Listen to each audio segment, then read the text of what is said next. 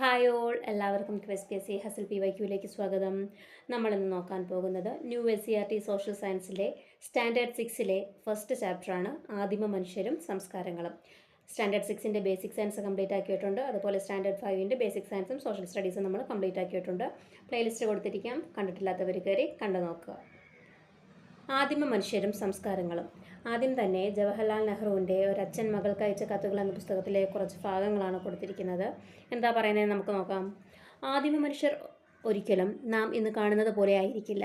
പകുതി കുരങ്ങും പകുതി മനുഷ്യനുമായിരുന്ന അവർ ഏതാണ്ട് കുരങ്ങിനെ പോലെ തന്നെ ജീവിച്ചിരിക്കണം. ജർമ്മനിയിൽ ഹൈഡൽബർഗ് എന്ന പട്ടണത്തിൽ ഒരു പ്രൊഫസറെ കാണാൻ നമ്മൾ പോയത് നിനക്ക് ഓർമ്മയുണ്ടോ? അപ്പം ഹൈഡൽബർഗ് പട്ടണം എവിടെയാണ്? ജർമ്മനിയിലാണ്. ജന്തുക്കളുടെ അവശിഷ്ടങ്ങൾ സൂക്ഷിച്ചിട്ടുള്ള ഒരു കാഴ്ച ബംഗ്ലാവ് അദ്ദേഹം നമുക്ക് കാണിച്ചു തന്നു.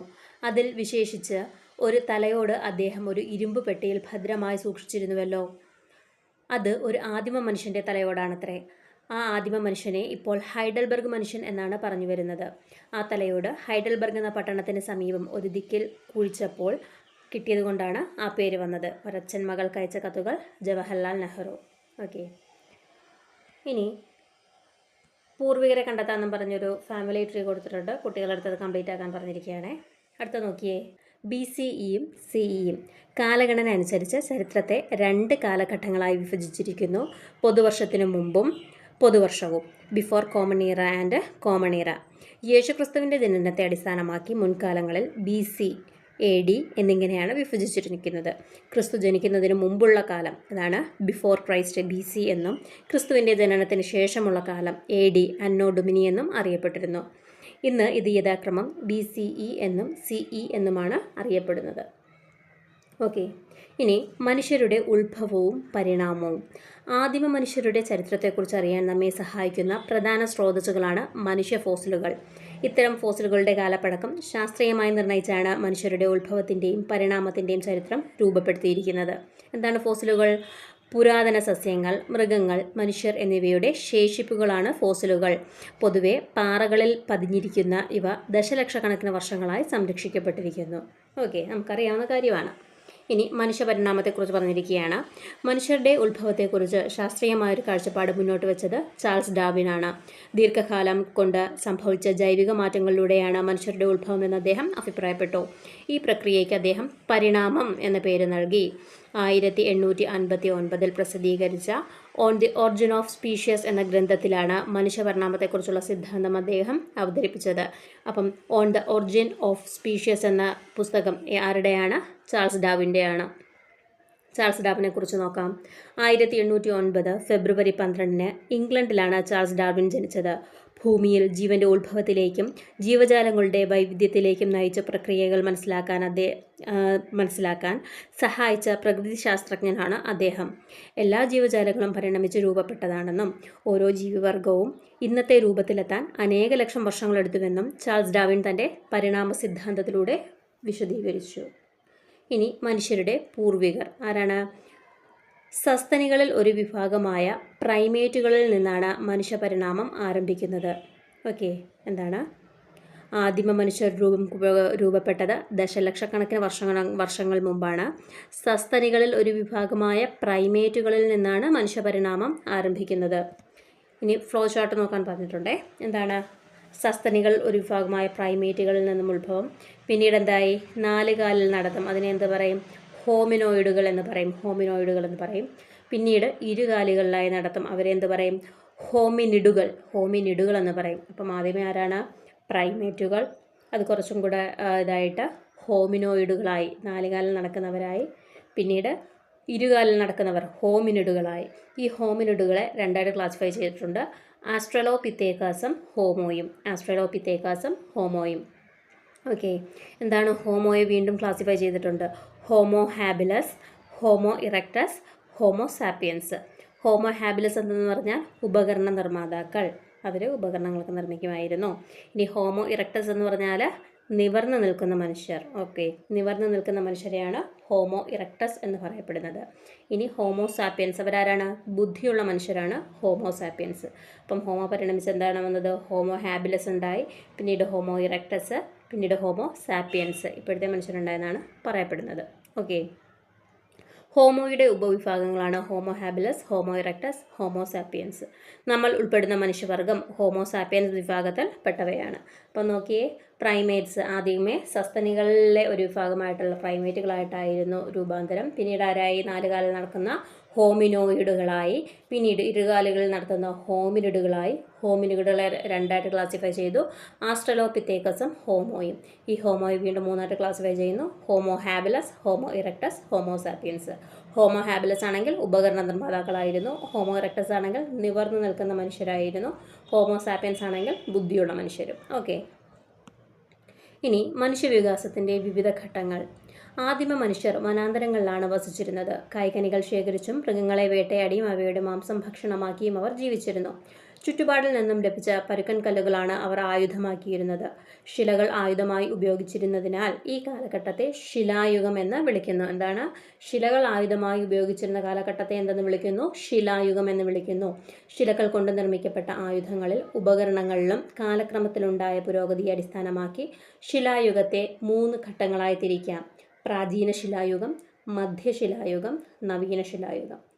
ഓക്കെ, അപ്പം കല്ലുകളും മറ്റും ആയുധമാക്കി, ശിലകൾ ആയുധമാക്കി ഉപയോഗിച്ചിരുന്നതിനാൽ ആ കാലഘട്ടത്തെ എന്ത് വിളിക്കും? ശിലായുഗം എന്ന് വിളിച്ചിരുന്നു. ഇനി ശിലായുഗത്തെ 3 ഘട്ടങ്ങളായിട്ട് തിരിക്കാം. പ്രാചീന ശിലായുഗം, മധ്യശിലായുഗം, നവീന ശിലായുഗം. ഓക്കെ, എന്താണ് പ്രാചീന ശിലായുഗം? ശിലായുഗത്തിലെ ആദ്യ ഘട്ടമാണ് പ്രാചീന ശിലായുഗം എന്ന് പറയുന്നത്. പരുക്കൻ കല്ലുകൾ ഉപകരണങ്ങളായി ഉപയോഗിച്ചിരുന്നു. ശേഖരണവും വേട്ടയാടലും ഉപജീവനമാക്കി. ഓക്കെ, ഇനി മധ്യശിലായുഗത്തിലാണെങ്കിലോ കുറച്ചും കൂടെ മോഡിഫൈ ആയി അല്ലേ. സൂക്ഷ്മ ശിലാഉപകരണങ്ങൾ ഉപയോഗിച്ചിരുന്നു. ഭക്ഷ്യയോഗ്യമായ പുല്ലിനങ്ങളും മത്സ്യങ്ങളും ഭക്ഷണമാക്കി. മൃഗത്തോലും മരത്തോലും ഇലകളും വസ്ത്രങ്ങളാക്കി. ഓക്കെ, അപ്പം കൂടുതൽ സൂക്ഷ്മ ഉപകരണങ്ങൾ ഉപയോഗിച്ച് തുടങ്ങി. മറ്റേത് പരിക്കൻ കല്ലുകളായിരുന്നു. കുറച്ചും കൂടെ സൂക്ഷ്മമായിട്ടുള്ള ഉപകരണങ്ങൾ പിന്നീട് ഉപയോഗിച്ച് തുടങ്ങി. അതുപോലെ പുല്ലിനങ്ങളും മത്സ്യങ്ങളും ഭക്ഷണമാക്കി. മൃഗത്തോലും മരത്തോലും ഇലകളുമൊക്കെ വസ്ത്രങ്ങളാക്കി ഉപയോഗിക്കുകയും ചെയ്തു മധ്യശിലായുഗത്തിൽ. ഇനി നവീന ശിലായുഗത്തിലാണെങ്കിൽ നോക്കിയേ, കൂടുതൽ പരിഷ്കരിക്കപ്പെട്ടതും മിനുസമുള്ളതുമായ കല്ലുപകരണങ്ങൾ ഉപയോഗിച്ചു. അതുപോലെ കൃഷി ആരംഭിച്ചു. ചക്രം കണ്ടുപിടിക്കുകയും മൺപാത്ര നിർമ്മാണം ആരംഭിക്കുകയും ചെയ്തു. എന്തൊക്കെയാണ്? കൂടുതൽ അവർ പരിഷ്കരിക്കപ്പെട്ടു, മിനുസമുള്ളതുമായ കല്ലുപകരണങ്ങൾ ഉപയോഗിച്ചു, കൃഷി ആരംഭിച്ചു, ചക്രം കണ്ടുപിടിക്കുകയും മൺപാത്ര നിർമ്മാണം ആരംഭിക്കുകയും ചെയ്തു. ഓക്കെ, ഇനി ഭിംബേട്ക. എന്താണ് ഭിംബേട്ക? ശിലായുഗ മനുഷ്യർ അധിവസിച്ചിരുന്ന ഇന്ത്യയിലെ ഒരു പ്രധാന ഗുഹാകേന്ദ്രമാണ് മധ്യപ്രദേശിലെ ഭിംബേട്ക. അപ്പം ഭിംബേട്ക എവിടെയാണ് സ്ഥിതി ചെയ്യുന്നത്? മധ്യപ്രദേശിലാണ്. എന്താണ് ഭിംബേട്ക? ശിലായുഗ മനുഷ്യർ അധിവസിച്ചിരുന്ന ഇന്ത്യയിലെ ഒരു പ്രധാന ഗുഹാക്ഷേത്രമാണ് മധ്യപ്രദേശിലെ ഭിംബേട്ക. പ്രാചീന മനുഷ്യരുടെ വിവിധ ജീവിത രീതികളെക്കുറിച്ച് ഇവിടെ ഗുഹാചിത്രങ്ങൾ നമ്മളോട് പറയുന്നു. അവരുടെ ആശയവിനിമയത്തിൻ്റെ തെളിവുകൾ കൂടിയാണ് ഈ ഗുഹാചിത്രങ്ങൾ. അപ്പം എന്താണ് ഭിംബേട്ക? ശിലായുഗ മനുഷ്യർ അധിവസിച്ചിരുന്ന ഇന്ത്യയിലെ ഒരു പ്രധാന ഗുഹാകേന്ദ്രമാണ് ഭിംബേട്ക. എവിടെയാണ് സ്ഥിതി ചെയ്യുന്നത്? മധ്യപ്രദേശിലാണ്. അപ്പം പ്രാചീന മനുഷ്യരുടെ വിവിധ ജീവിത രീതികളെക്കുറിച്ച് ഇവിടുത്തെ ഗുഹാചിത്രങ്ങൾ നമ്മളോട് പറയുന്നുണ്ട്. ഓക്കെ, അവരുടെ ആശയവിനിമയത്തിൻ്റെ തെളിവുകൾ കൂടിയാണ് ഈ ഗുഹാചിത്രങ്ങൾ. ഇനി കൃഷിയുടെ ആരംഭവും സ്ഥിരവാസവും. കൃഷിയുടെ ആരംഭം നവീന ശിലായുഗത്തിലാണെന്ന് നിങ്ങൾ കണ്ടല്ലോ. കൃഷി ചെയ്യാൻ ആരംഭിച്ച മനുഷ്യർ കൃഷിയിടങ്ങൾക്ക് സമീപത്തായി സ്ഥിരവാസം അനിവാര്യം വന്നു. അപ്പം കൃഷി ആരംഭിച്ച മനുഷ്യർക്ക് കൃഷിയിടങ്ങൾക്ക് സമീപത്തായിട്ട് സ്ഥിരമായിട്ട് താമസിക്കേണ്ടത് അനിവാര്യമായിട്ട് വന്നു. കൃഷി പരിപാലിക്കാനും കൃഷിയിടങ്ങളെ വന്യജീവികളിൽ നിന്ന് സംരക്ഷിക്കാനും മൃഗപരിപാലനത്തിനുമായി അവർ കൃഷിയിടങ്ങൾക്ക് സമീപത്തായി സ്ഥിരവാസം ഉറപ്പിച്ചു. ഓക്കെ, വാസസ്ഥലങ്ങൾ നിർമ്മിച്ചു തുടങ്ങി. ജനങ്ങൾ തമ്മിൽ കൂടുതൽ ഇടപഴകാൻ തുടങ്ങുകയും സംഘടിത സാമൂഹിക ജീവിതത്തിന് തുടക്കം കുറിക്കുകയും ചെയ്തു. എന്താണ്? ജനങ്ങൾ തമ്മിൽ കൂടുതൽ ഇടപഴകുകയും സംഘടിത സാമൂഹിക ജീവിതത്തിന് തുടക്കം കുറിക്കുകയും ചെയ്തു. അതുപോലെ സ്ഥിരവാസ കേന്ദ്രങ്ങൾ ക്രമേണ ഗ്രാമങ്ങളായും നഗരങ്ങളായും വികാസം പ്രാപിച്ചു. സ്ഥിരവാസ കേന്ദ്രങ്ങൾ എന്തായി? ക്രമേണ ഗ്രാമങ്ങളായും പിന്നീടത് നഗരങ്ങളായും വികാസം പ്രാപിച്ചു. ഓക്കെ, ഇനി ശിലയിൽ നിന്നും ലോഹത്തിലേക്ക്. മനുഷ്യർ ആദ്യം ഉപയോഗിച്ച ലോഹം ഏതാണെന്ന് നിങ്ങൾക്കറിയാമോ? ഏതാണ്? ചെമ്പാണല്ലേ, ചെമ്പ്. അപ്പം ചെമ്പായിരുന്നു മനുഷ്യർ ആദ്യം ഉപയോഗിച്ച ലോഹം. ലോഹങ്ങൾ കൊണ്ട് ആയുധങ്ങളും ഉപകരണങ്ങളും നിർമ്മിച്ച് ഉപയോഗിച്ചിരുന്ന കാലഘട്ടത്തെ ലോഹയുഗം എന്നാണ് വിളിക്കുന്നത്. അപ്പം ലോഹങ്ങൾ കൊണ്ട് ആയുധങ്ങളും ഉപകരണങ്ങളും നിർമ്മിച്ച് ഉപയോഗിച്ചിരുന്ന കാലഘട്ടത്തെയാണ് ലോഹയുഗം എന്ന് വിളിക്കുന്നത്. മണ്ണുഴുതി മറിക്കാനും മരങ്ങൾ മുറിക്കാനുമൊക്കെയുള്ള കാഠിന്യവും ഉറപ്പും ചെമ്പിന് കുറവായതിനാൽ ചെമ്പും ഈയവും കൂട്ടിച്ചേർത്ത് കാഠിന്യവും ഉറപ്പുമുള്ള വെങ്കലം എന്ന ലോഹസങ്കരം അവർ നിർമ്മിച്ചു. വെങ്കലം കൊണ്ടുള്ള ആയുധങ്ങളും ഉപകരണങ്ങളും ഉപയോഗിച്ചിരുന്ന കാലഘട്ടത്തെ എന്താ പറയുന്നത്? വെങ്കലയുഗം എന്നറിയപ്പെടുന്നു. ഓക്കെ, വെങ്കലം കൊണ്ടുള്ള ആയുധങ്ങളും ഉപകരണങ്ങളും ഉപയോഗിച്ചിരുന്ന കാലഘട്ടത്തെ വെങ്കലയുഗം എന്ന് അറിയപ്പെടുന്നു. ഇനി നോക്കിയേ, വെങ്കലം കൊണ്ടുള്ള ഉപകരണങ്ങൾ ഉപയോഗിക്കാൻ ആരംഭിച്ചതോടെ മനുഷ്യജീവിതത്തിൽ കാതലായ മാറ്റങ്ങളുണ്ടായി. അവ എന്തൊക്കെയാണെന്ന് നോക്കാം. നോക്കിയേ, വെങ്കലം ഉപയോഗിച്ച് മനുഷ്യജീവിതത്തിൽ ഉണ്ടായ മാറ്റങ്ങൾ. വെങ്കലം കൊണ്ടുള്ള ഉപകരണങ്ങൾ കൃഷിയിടങ്ങൾ വ്യാപിപ്പിക്കുന്നതിന് സഹായകമായി. കൃഷിയിടങ്ങളുടെ വ്യാപനം കാർഷികോൽപാദന വർധനവിന് കാരണമായി. കാർഷികോൽപാദന വർധനവ് ഉൽപ്പന്നങ്ങളുടെ കൈമാറ്റത്തിനും കൈമാറ്റ കേന്ദ്രങ്ങളുടെ വികാസനത്തിനും വഴിയൊരുക്കി. കൈമാറ്റ കേന്ദ്രങ്ങൾ പിൽക്കാലത്ത് പട്ടണങ്ങളായും നഗരങ്ങളായും രൂപാന്തരപ്പെട്ടു. ഓക്കെ, അപ്പം വെങ്കലം കൊണ്ടുള്ള ഉപകരണങ്ങൾ എന്തൊക്കെ ഹെൽപ്പാക്കി? അവർക്ക് കൃഷിയിടങ്ങൾ വ്യാപിക്കാൻ സഹായിച്ചു. കൃഷിയിടങ്ങൾ വ്യാപിച്ചപ്പോഴത്തേക്കും ഉൽപ്പന്നങ്ങൾ കൂടുതൽ ഉണ്ടാക്കാൻ തുടങ്ങി. പിന്നീട് എന്തായി? ഈ ഉൽപ്പാദിപ്പിച്ച ഉൽപ്പന്നങ്ങൾ കൈമാറ്റം ചെയ്യാൻ വേണ്ടിയിട്ട് കൂടുതൽ കേന്ദ്രങ്ങൾ, കച്ചവട കേന്ദ്രങ്ങൾ വന്നു തുടങ്ങി. അത് ക്രമേണ പട്ടണങ്ങളായും നഗരങ്ങളായും രൂപാന്തരപ്പെട്ടു. ഓക്കെ, ഇനി വെങ്കലയുഗ സംസ്കാരങ്ങളെക്കുറിച്ച് പറയുകയാണ്.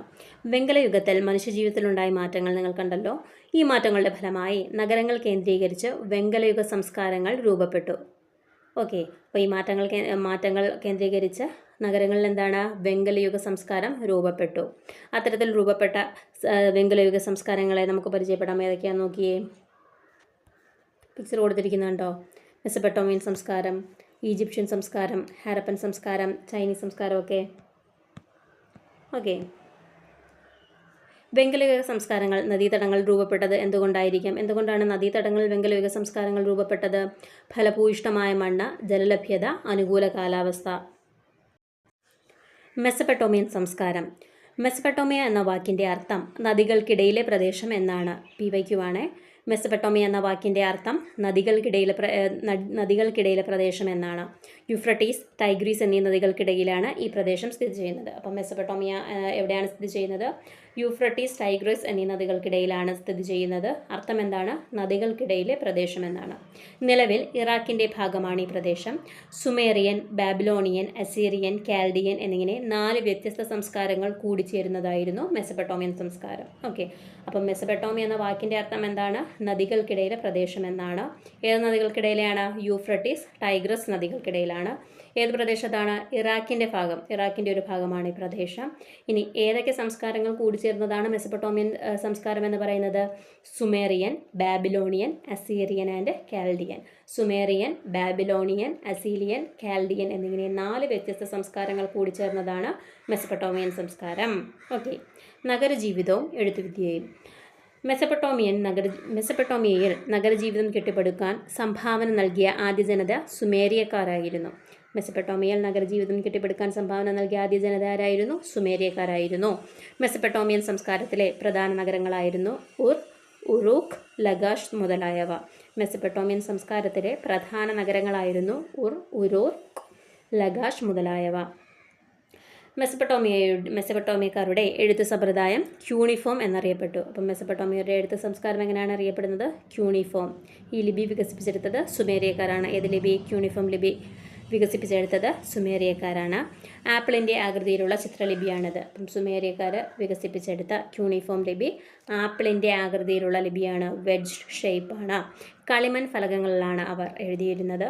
കൂർത്ത മുനയുള്ള ഈറത്തണ്ടുകളാണ് കളിമൺ ഫലകങ്ങളിൽ എഴുതാനായിട്ട് ഉപയോഗിച്ചിരുന്നത്. ഓക്കെ, അപ്പം ക്യൂണിഫോം ലിപി വികസിപ്പിച്ചത് ആരാണ്? സുമേരിയക്കാരാണ്. ആപ്പിളിൻ്റെ ആകൃതി വെഡ്ജ് ഷേപ്പ് ചിത്രലിപിയാണിത്. കളിമൺ ഫലകങ്ങളിലാണ് അവർ എഴുതിയിരുന്നത്. കൂർത്ത മുനയുള്ള ഈറത്തണ്ടുകളാണ് കളിമൺ ഫലകങ്ങളിൽ എഴുതാനായിട്ട് ഉപയോഗിച്ചിരിക്കുന്നത്. പിക്ചർ കണ്ടല്ലോ. ഇനി മെസൊപ്പൊട്ടേമിയക്കാരുടെ സംഭാവനകൾ പറയുകയാണ്. ശാസ്ത്രത്തിലും ഗണിതത്തിലുള്ള സംഭാവന എന്താണ്? ചാന്ദ്രപഞ്ചാംഗം അവരുടെ സംഭാവനയാണ്. സൂര്യഗ്രഹണവും ചന്ദ്രഗ്രഹണവും കണക്കാക്കി ഹരണവും ഗുണനവും മെസൊപ്പൊട്ടേമിയക്കാരുടെ സംഭാവനയാണ്. ഇനി നിയമത്തിൻ്റെ കാര്യത്തിൽ വന്നാലോ, സുമേറിയൻ ഭരണാധികാരിയായിരുന്ന ഡുങ്കിയുടെ കാലഘട്ടത്തിലാണ് നിയമങ്ങൾ ആദ്യമായി ക്രോഡീകരിക്കപ്പെട്ടത്. സുമേറിയൻ ഭരണാധികാരിയായിരുന്ന ഡുങ്കിയുടെ കാലഘട്ടത്തിലാണ് നിയമങ്ങൾ ആദ്യമായി ക്രോഡീകരിക്കപ്പെട്ടത്. ഈ നിയമങ്ങൾ പരിഷ്കരിച്ചാണ് ഹമ്മുറാബിയുടെ നിയമസംഹിത രൂപപ്പെട്ടത്. ഓക്കെ, ഈ നിയമങ്ങൾ പരിഷ്കരിച്ചതാണ് ഹമ്മുറാബിയുടെ നിയമസംഹിത. എന്താണ് ഹമ്മുറാബിയുടെ നിയമസംഹിത? ബാബിലോണിയൻ ഭരണാധികാരിയായിരുന്ന ഹമുറാബിയുടെ കാലഘട്ടത്തിൽ നിലനിന്നിരുന്ന നിയമസംഹിതയാണിത്. ലോകത്ത് എഴുതപ്പെട്ടതിൽ ഏറ്റവും പഴക്കമേറിയ നിയമസംഹിതയായി ഇതറിയപ്പെടുന്നു. അപ്പം ലോകത്തെ എഴുതപ്പെട്ടതിൽ ഏറ്റവും പഴക്കമേറിയ നിയമസംഹിത ഏതാണ്? ഹമുറാബിയുടെ നിയമസംഹിതയാണ്. കണ്ണിന് കണ്ണ്, പല്ലിന് പല്ല് എന്ന ശിക്ഷാരീതി ഈ നിയമസംഹിതയിലുള്ളതാണ്. കണ്ണിന് കണ്ണ്, പല്ലിന് പല്ല്. ഇതാണ് ഹമുറാബിയുടെ നിയമസംഹിതയാണ്. എവിടുത്തെ ഭരണാധികാരിയായിരുന്നു ഹമുറാബി? ബാബിലോണിയൻ. ഓക്കെ. ഇനി സിഗുറാത്തുകൾ. എന്താണ് സിഗുറാത്ത്? മെസപ്പൊട്ടോമിയക്കാരുടെ ആരാധനാലയങ്ങൾ സിഗുറാത്തുകൾ എന്നാണ് അറിയപ്പെട്ടിരുന്നത്. അപ്പം സിഗുറാത്തുകൾ എന്ന് പറഞ്ഞാൽ എന്താണ്? മെസപ്പൊട്ടോമിയക്കാരുടെ ആരാധനാലയങ്ങളാണ്. പ്രധാനമായും നഗരങ്ങളിലാണ് ഈ ആരാധനാലയങ്ങൾ പണിതീർത്തിരിക്കുന്നത്. ഇഷ്ടികകൾ ഉപയോഗിച്ചാണ് ഇവ നിർമ്മിച്ചിരിക്കുന്നത്. ഊർ നഗരത്തിലെ സിഗുറാത്ത് ഇന്നും സംരക്ഷിക്കപ്പെട്ടിരിക്കുന്നു. അപ്പം ഇഷ്ടികകൾ ഉപയോഗിച്ചിട്ടുള്ള മെസപ്പൊട്ടോമിയക്കാരുടെ ആരാധനാലയമാണ് സിഗുറാത്തുകൾ. ഓക്കെ. അടുത്തത് ഈജിപ്ഷ്യൻ സംസ്കാരത്തെക്കുറിച്ചാണ് പറയുന്നത്. ഈജിപ്ഷ്യൻ സംസ്കാരത്തിലെ പ്രധാന നഗരം ഏതാണ്? കെയ്റോ ആയിരുന്നു. കെയ്റോ. ഈജിപ്തിലെ രാജാക്കന്മാർ ഫറവോ എന്ന പേരിലാണ് അറിയപ്പെട്ടിരുന്നത്. ഈ സംസ്കാരത്തിൻ്റെ പ്രധാന സവിശേഷതയാണ് പിരമിഡുകൾ. കൃഷിയായിരുന്നു ജനങ്ങളുടെ പ്രധാന ജീവിതമാർഗം. ഗോതമ്പ്, ബാർലി, തിന, പഴവർഗ്ഗങ്ങൾ, ചണം, പരുത്തി മുതലായവ നൈൽ നദീതടത്തിൽ സമൃദ്ധമായി വളർന്നിരുന്നു. ഈ കാർഷിക സമൃദ്ധിയാണ് നൈൽ നദീതടത്തിൽ ഒരു നാഗരിക സംസ്കാരം വളർന്നു വരുവാൻ ഇടയാക്കിയത്. അതിനാൽ ഈജിപ്തിനെ നൈലിൻ്റെ ദാനം എന്ന് വിശേഷിപ്പിക്കപ്പെടുന്നു. PYQ അല്ലേ? നൈലിൻ്റെ ദാനം ഏതാണ്? ഈജിപ്റ്റ്. പിരമിഡുകൾ. ഈജിപ്ഷ്യൻ സംസ്കാരത്തിൻ്റെ പ്രധാന സവിശേഷതയാണ് ഫറവോമാരുടെ ശവകുടീരങ്ങളായ പിരമിഡുകൾ. ഗിസയിലെ മഹത്തായ പിരമിഡ് ഏറ്റവും വലുതും പ്രശസ്തവുമാണ്. ഇനി മമ്മികൾ. മൃതദേഹം സുഗന്ധദ്രവ്യങ്ങൾ പൂശി അനശ്വരമാക്കി സൂക്ഷിക്കുന്ന സമ്പ്രദായം ഈജിപ്തുകാർക്കുണ്ടായിരുന്നു. ഇപ്രകാരം സൂക്ഷിച്ചിരിക്കുന്ന മൃതദേഹമാണ് മമ്മി എന്നറിയപ്പെടുന്നത്. ഫറോവ ആയിരുന്ന തൂത്തൻഖാൻ്റെ മമ്മിയാണ് ഇവയിൽ ഏറ്റവും പ്രശസ്തമായത്. പിരമിഡുകൾക്കുള്ളിലാണ് ഇത്തരം മമ്മികൾ സൂക്ഷിച്ചിരിക്കുന്നത്. ഇനി എഴുത്തുവിദ്യ. മെസപ്പൊട്ടോമിയയിലേതുപോലെ ഈജിപ്തിലും എഴുത്തുവിദ്യ നിലനിന്നിരുന്നു. ഈജിപ്ഷ്യൻ എഴുത്തുവിദ്യയുടെ സവിശേഷതകൾ എന്തൊക്കെയാണെന്ന് നോക്കാം. നോക്കിയേ. പുരാതന ഈജിപ്തുകാരുടെ എഴുത്തുലിപി ഹൈറോഗ്ലിഫിക്സ് ആയിരുന്നു. ഹൈറോഗ്ലിഫിക്സ്. ഈജിപ്തുകാരുടെ എഴുത്തുവിദ്യ എന്താണ് അറിയപ്പെട്ടത്? ഹൈറോഗ്ലിഫിക്സ് ആയിരുന്നു. സുമേറിയക്കാരുടെ എന്തായിരുന്നു? ക്യൂണിഫോം ലിപി ആയിരുന്നു. ക്യൂണിഫോം ലിപി. ഓക്കെ. അപ്പം ഈജിപ്ഷ്യൻകാരുടെ എഴുത്തുവിദ്യ അറിയപ്പെടുന്നത് ഹൈറോഗ്ലിഫിക്സ് എന്നായിരുന്നു. വിശുദ്ധമായ എഴുത്ത് എന്നാണ് ഹൈറോഗ്ലിഫിക്സ് എന്ന വാക്കിൻ്റെ അർത്ഥം. എന്താണ് വിശുദ്ധമായ എഴുത്ത്? ചിഹ്നരൂപവും അക്ഷരരൂപവും കൂടിച്ചേർന്ന ലിപിയാണിത്. വലത്ത് നിന്ന് ഇടത്തോട്ടാണ് വായിച്ചിരുന്നത്. ഓക്കെ. അടുത്തത് ശാസ്ത്ര നേട്ടങ്ങൾ എന്തൊക്കെയാണെന്നാണ്. ഗണിതവും വൈദ്യശാസ്ത്രവും ഈജിപ്തിൽ പുരോഗതി കൈവരിച്ചിരുന്നു. ഗണിതശാസ്ത്രത്തിലെ ജ്യാമിതിക്ക് അടിസ്ഥാനമിട്ടത് ഈജിപ്തുകാരായിരുന്നു. സങ്കലനം, വ്യവകലനം എന്നിവ ഇവരുടെ സംഭാവനകളായിരുന്നു. 30 ദിവസം വീതമുള്ള 12 മാസങ്ങളോടൊപ്പം 5 ദിവസം കൂട്ടിച്ചേർത്ത് 365 ദിവസങ്ങൾ അടങ്ങിയ ഒരു വർഷമാണ് ഇവരുടെ സൗര പഞ്ചാംഗത്തിൽ ഉൾപ്പെട്ടിരിക്കുന്നത്, സോളാർ കലണ്ടറിൽ. ഓക്കെ. ഇനി ചൈനീസ് സംസ്കാരത്തെക്കുറിച്ച് പറയുകയാണ്. ഹൊയാങ്ഹോ നദീതടത്തിലാണ് ചൈനീസ് സംസ്കാരം ഉടലെടുത്തത്. ഏത് നദീതടത്തിലാണ്? ഹൊയാങ്ഹോ. കൃഷിയായിരുന്നു ഈ സംസ്കാരത്തിൻ്റെയും അടിത്തറ. കൂടാതെ നെയ്ത്ത്, മൺപാത്ര നിർമ്മാണം, പട്ടുവസ്ത്ര നിർമ്മാണം എന്നിവയിലും അവർ വിദഗ്ധരായിരുന്നു. മികവുറ്റ വെങ്കല ശില്പങ്ങൾ അവർ നിർമ്മിച്ചിരുന്നു. എഴുത്ത് സമ്പ്രദായം എന്തായിരുന്നു? ചിത്രലിപിയായിരുന്നു അവരുടേത്. ചൈനക്കാരുടെ ഇടയിൽ പുരാതന കാലം മുതൽ തന്നെ എഴുത്ത് സമ്പ്രദായം നിലവിലുണ്ടായിരുന്നു. അക്ഷരങ്ങൾക്ക് പകരം ചിത്രങ്ങൾ ഉപയോഗിച്ചിരിക്കുന്ന ചിത്രലിപിയായിരുന്നു പ്രചാരത്തിലുണ്ടായിരുന്നത്. കാലക്രമത്തിൽ അവർ ചിത്രങ്ങൾക്ക് പകരം ചിഹ്നങ്ങൾ രൂപപ്പെടുത്തി. മാറ്റങ്ങളോടെ ആ ലിപി ഇന്നും ചൈനയിൽ നിലനിൽക്കുന്നു. ഓക്കെ. അടുത്തതായിട്ട് ഹാരപ്പൻ സംസ്കാരത്തെക്കുറിച്ച് പറഞ്ഞിരിക്കുകയാണ്. വെങ്കലയുഗത്തിൽ സിന്ധു നദീതടത്തിൽ നിലനിന്നിരുന്ന സംസ്കാരമാണ് ഹാരപ്പൻ സംസ്കാരം. ഏകദേശം BCE 2600 മുതൽ BCE 1900 വരെയാണ് ഈ സംസ്കാരത്തിൻ്റെ കാലഘട്ടമായി പൊതുവെ കരുതപ്പെടുന്നത്. ഹാരപ്പയാണ് ആദ്യമായി കണ്ടെത്തിയ നഗരം. അതിനാലാണ് ഈ സംസ്കാരത്തെ ഹാരപ്പൻ സംസ്കാരമെന്ന് വിളിക്കുന്നത്. ഈ സംസ്കാരം ഉടലെടുത്തത് സിന്ധു നദീതടത്തിലായതിനാൽ സിന്ധു നദീതട സംസ്കാരം എന്നും അറിയപ്പെടുന്നു. നഗരങ്ങൾ കേന്ദ്രീകരിച്ചാണ് ഈ സംസ്കാരം വളർന്നു വന്നത്. അതിനാൽ ഇന്ത്യയിലെ ഒന്നാം നഗരവൽക്കരണം എന്ന് ഈ സംസ്കാരത്തെ അറിയപ്പെടുന്നു. എന്താണ് അറിയപ്പെടുന്നത്? ഹാരപ്പൻ സംസ്കാരത്തെ അറിയപ്പെടുന്നത് ഒന്നാം നഗരവൽക്കരണം എന്നാണ്. സർ ജോൺ മാർഷൽ ഇന്ത്യയിൽ പുരാവസ്തുക്കളുടെ ഉത്ഖനനത്തിനും സംരക്ഷണത്തിനുമായി നിരീക്ഷിക്കപ്പെട്ട സ്ഥാപനമാണ് ആർക്കിയോളജിക്കൽ സർവേ ഓഫ് ഇന്ത്യ. 1902 മുതൽ 1928 വരെ ആർക്കിയോളജിക്കൽ സർവേ ഓഫ് ഇന്ത്യയുടെ ഡയറക്ടർ ജനറലായിരുന്നു സർ ജോൺ മാർഷൽ. ഇദ്ദേഹത്തിൻ്റെ നേതൃത്വത്തിൽ നടന്ന ഗവേഷണങ്ങളാണ് ഹാരപ്പൻ സംസ്കാരത്തെ കണ്ടെത്തിയത്. ഓക്കെ. ഇനി നഗരാസൂത്രണത്തെക്കുറിച്ച് പറയുന്നു. ഹാരപ്പൻ സംസ്കാരത്തിൻ്റെ പ്രധാന സവിശേഷതയാണ് നഗരാസൂത്രണം. തെരുവുകളുടെ ഇരുവശങ്ങളിലുമായാണ് അവർ വീടുകൾ നിർമ്മിച്ചിരുന്നത്. ചുട്ടെടുത്ത ഇഷ്ടികകളാണ് നിർമ്മാണ പ്രവർത്തനങ്ങൾക്കായി അവർ ഉപയോഗിച്ചിരുന്നത്. അഴുക്കുചാൽ സമ്പ്രദായം ഹാരപ്പൻ സംസ്കാരത്തിൻ്റെ മറ്റൊരു പ്രധാന സവിശേഷതയായിരുന്നു. വീടുകളിൽ നിന്നുള്ള മലിനജലം തെരുവിലെ അഴുക്കുചാലുകളിലൂടെ നഗരത്തിന് പുറത്തേക്ക് ഒഴുക്കിക്കൊണ്ടുപോകുന്ന തരത്തിലായിരുന്നു നഗരങ്ങളുടെ അഴുക്കുചാലുകളുടെയും ആസൂത്രണം. ഓക്കെ, അടുത്തത് മോഹൻജൊദാരോയിലെ വലിയ കുളം, ഗ്രേറ്റ് ബാത്ത്. ഹാരപ്പൻ സംസ്കാരത്തിലെ പ്രധാന നഗരമായിരുന്നു മോഹൻജൊദാരോ. വലിയ കുളമാണ് ഈ നഗരത്തിലെ ഏറ്റവും സവിശേഷമായ നിർമ്മിതി. ഈ കുളത്തിലേക്ക് ഇറങ്ങാൻ ഇരുവശങ്ങളിലും പടവുകളും കുളിക്കുവാനായി കുളിമുറികളും ഉണ്ടായിരുന്നു. ശുദ്ധജലം നിറയ്ക്കാനും മലിനജലം പുറത്തേക്ക് ഒഴുക്കാനുമുള്ള സംവിധാനം ഇവിടെ നിലനിന്നിരുന്നു. ഇനി ധാന്യപ്പുര ഉണ്ടായിരുന്നേ. ഹാരപ്പൻ ജനതയുടെ പ്രധാന ഉപജീവന മാർഗം കൃഷിയായിരുന്നു. ഗുജറാത്തിലെ രംഗ്പൂർ, ലോഥാൽ എന്നിവിടങ്ങളിൽ നിന്ന് നെല്ല് കൃഷി ചെയ്തിരുന്നതിൻ്റെ തെളിവുകൾ ലഭിച്ചിട്ടുണ്ട്. അപ്പോൾ നമുക്ക് സിമ്പിളായിട്ട് വേണമെങ്കിൽ ചോദിക്കാം, രംഗ്പൂർ അല്ലെങ്കിൽ ലോഥാൽ ഏത് സംസ്ഥാനത്തിലാണ് സ്ഥിതി ചെയ്യുന്നതെന്ന്. അപ്പം ഗുജറാത്തിലാണ് രംഗ്പൂർ, ലോഥാൽ എന്നീ സ്ഥലങ്ങൾ. അപ്പം ഇവിടെ നെല്ല് കൃഷി ചെയ്തിരുന്നതിൻ്റെ തെളിവുകളുണ്ട്. ഹാരപ്പയിൽ കണ്ടെത്തിയ പ്രധാന ചരിത്രശേഷിപ്പുകളാണ് ധാന്യപ്പുര. ധാന്യങ്ങൾ സംഭരിക്കാനും സൂക്ഷിക്കാനുമാണ് ഇത് ഉപയോഗിച്ചിരുന്നത്. ഓക്കെ, ഇനി കരകൗശല വിദ്യ. ഹാരപ്പൻ ജനത കരകൗശല വിദ്യയിൽ വൈദഗ്ധ്യമുള്ളവരായിരുന്നു. നോക്കിയേ, കളിപ്പാട്ട നിർമ്മാണം ഉണ്ടായിരുന്നു, ആഭരണങ്ങൾ നിർമ്മിച്ചിരുന്നു, മുദ്രകൾ, മൺപാത്രങ്ങൾ, വെങ്കല പ്രതിമകളൊക്കെ നിർമ്മിച്ചിട്ടുണ്ടായിരുന്നു അവർ. ഓക്കെ, അത് ക്ലാസിഫൈ ചെയ്യാൻ പറഞ്ഞിരിക്കുകയാണ്. സ്വർണവും വെള്ളിയും മുത്തുകളും ചിപ്പികളും കൊണ്ടുണ്ടാക്കിയ മാലകളും കൈവളകളും കർണാഭരണങ്ങളും ഇവർക്കിടയിൽ പ്രചാരത്തിലുണ്ടായിരുന്നു. കളിമണ്ണ് കൊണ്ടും ശിലകൾ കൊണ്ടും അവർ മുദ്രകൾ നിർമ്മിച്ചിരുന്നു. ഹാരപ്പൻ നഗരങ്ങളിൽ നിന്ന് കണ്ടെത്തിയ കളിപ്പാട്ടങ്ങൾ, മൺപാത്രങ്ങൾ, വെങ്കല പ്രതിമ എന്നിവയെല്ലാം ഹാരപ്പൻ ജനതയുടെ വൈദഗ്ധ്യം പ്രകടമാക്കുന്നു. ഓക്കെ, ഇനി എഴുത്തുവിദ്യ. ഹാരപ്പൻ ജനതയ്ക്ക് അവരുടേതായ എഴുത്തുരീതി ഉണ്ടായിരുന്നു. അക്ഷരങ്ങൾക്ക് പകരം ചിഹ്നങ്ങളാണ് അവർ എഴുതാനായി ഉപയോഗിച്ചിരിക്കുന്നത്. ചൈനക്കാരുടെ കൂട്ട് ചിഹ്നങ്ങളായിരുന്നു അക്ഷരങ്ങൾക്ക് പകരം അവർ എഴുതാനായിട്ട് ഉപയോഗിച്ചിരുന്നത്. മുദ്രകളിലാണ് അവരുടെ എഴുത്തുവിദ്യ ഏറ്റവും അധികം കാണപ്പെടുന്നത്. അപ്പം മുദ്രകളിലാണ് അവരുടെ എഴുത്തുവിദ്യ ഏറ്റവും അധികമായിട്ട് കാണപ്പെട്ടിരുന്നത്. ഹാരപ്പൻ സംസ്കാരത്തിൻ്റെ തകർച്ച. എന്തുകൊണ്ടാണ് ഹാരപ്പൻ സംസ്കാരം തകർന്നത്?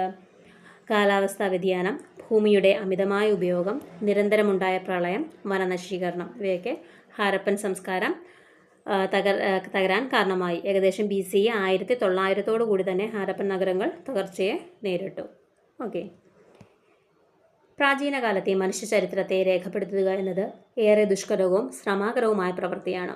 എഴുതപ്പെട്ട തെളിവുകളൊന്നും ലഭ്യമല്ലാത്ത ചരിത്രാതീത കാലഘട്ടങ്ങളിലെ മനുഷ്യരെക്കുറിച്ചും അവരുടെ ജീവിതത്തെക്കുറിച്ചും പഠിക്കാൻ ചരിത്രശേഷിപ്പുകളായ പുരാവസ്തു തെളിവുകൾ മാത്രമാണ് നമുക്ക് ആശ്രയം. ഇത്തരം തെളിവുകൾ വിശകലനം ചെയ്താണ് ചരിത്രകാർ മനുഷ്യരുടെ ഉൽപ്പത്തി മുതലുള്ള ചരിത്രം രേഖപ്പെടുത്തിയിരിക്കുന്നത്. ദശലക്ഷക്കണക്കിന് വർഷങ്ങൾക്ക് മുമ്പ് രൂപപ്പെട്ട മനുഷ്യരെക്കുറിച്ച് ഫോസിൽ അവശിഷ്ടങ്ങൾ തെളിവുകൾ നൽകുമ്പോൾ ശിലായുധങ്ങളും ഉപകരണങ്ങളും ഗുഹാചിത്രങ്ങളും ശിലായുഗകാലത്തെ മനുഷ്യരെക്കുറിച്ച് നമ്മോട് പറയുന്നു. നവീന ശിലായുഗകാലത്തെ കൃഷിയുടെ ആരംഭവും സ്ഥിരവാസ കേന്ദ്രങ്ങളുടെ വികാസവും മാനവ ചരിത്രത്തിലെ നാഴികക്കല്ലുകളായിരുന്നു. വെങ്കലയുഗത്തിൽ ലോകത്തിൻ്റെ വിവിധ ഭാഗങ്ങളിൽ രൂപപ്പെട്ട സംസ്കാരങ്ങൾ അക്കാലഘട്ടത്തിൽ മനുഷ്യർ കൈവരിച്ച നേട്ടങ്ങളുടെ ചരിത്രം നമുക്ക് കാട്ടിത്തരുന്നു. പ്രാചീന സംസ്കാരങ്ങളിൽ രൂപപ്പെട്ട രീതികളും അറിവുകളുമാണ് ഇന്നത്തെ സംസ്കാരത്തിൻ്റെ അടിത്തറ. ഭൂതകാലത്തെക്കുറിച്ചുള്ള ഇത്തരം ഓർമ്മപ്പെടുത്തലുകൾ നമുക്ക് ഭാവിയിലേക്കുള്ള ചവിട്ടുപടിയാക്കാം. ഓക്കെ, അപ്പോൾ ഇത്രയുമാണ് ഈ ചാപ്റ്റർ. നമ്മുടെ സിലബസിൽ ഇതിനെക്കുറിച്ച് ഇങ്ങനെ ഒരു പാർട്ട് പഠിക്കാനായിട്ടില്ല. എന്നാലും SCERT ടെക്സ്റ്റ് ആയതുകൊണ്ട് തന്നെ ക്വസ്റ്റ്യൻസ് വരാൻ ചാൻസ് ഉണ്ട്. മെസ്പൊട്ടോമിയയെക്കുറിച്ചുള്ള ക്വസ്റ്റ്യൻസൊക്കെ ഈ അടുത്ത് വന്ന PYQs കണ്ടിട്ടുമുണ്ട്. പിന്നെ ലിപികളെക്കുറിച്ചൊക്കെ ഉള്ള ക്വസ്റ്റ്യൻസ് നമുക്ക് സാധാരണയായിട്ട് വരുന്നതാണ്. അപ്പം SCERT ചാപ്റ്റർ ആയതുകൊണ്ട് തന്നെ നമ്മൾ വിട്ടുകളയണ്ട, അതും കൂടെ ജസ്റ്റ് നോക്കി പോവാം. ഓക്കെ, അപ്പോൾ നിങ്ങൾക്ക് വീഡിയോ ഇഷ്ടമായെങ്കിൽ തീർച്ചയായും ലൈക്ക് ചെയ്യുക, ചാനൽ സബ്സ്ക്രൈബ് ചെയ്തൊന്ന് സപ്പോർട്ട് ചെയ്യുക. അതുപോലെ നമ്മുടെ ചാനലിലൂടെ PYQ ഡിസ്കഷൻസ് നടന്നു വരുന്നുണ്ട്. കണ്ടിട്ടില്ലാത്തവർ അതും കൂടെ കയറി കണ്ടു നോക്കുക. Okay, thank you all.